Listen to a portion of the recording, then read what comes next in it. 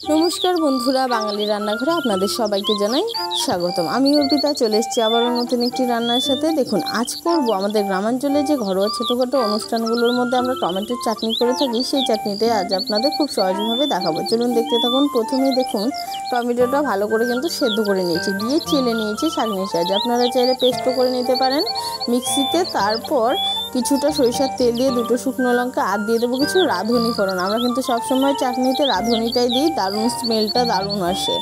তারপর দিয়ে দেবো সেই টমেটো পিউরিটা, দিয়ে কিছুক্ষণ সময় ধরে এটাকে নেড়ে চেড়ে নেব। তারপর দিয়ে দেবো ওতে স্বাদ অনুযায়ী নুন আর পরিমাণ মতো হলুদ গুঁড়ো দিয়ে আরও কিছুক্ষণ সময় ধরে ফুটিয়ে নেব। চাটনি যত জাল হবে ততই কিন্তু খেতে দারুণ হবে। তারপর আরও কিছুক্ষণ সময় ধরে নেড়ে চেড়ে দিয়ে দেবো ওতে স্বাদ অনুসারে মিষ্টিটা, গুড় দিচ্ছি আমরা। আপনারা চাইলে চিনিও দিতে পারেন, আমরা কিন্তু গুড়টাই ব্যবহার করি। এখানে গুড়টাই বেশ ভালো লাগে, কালারটাও দারুণ আসে, খেতেও বেশ লাগে।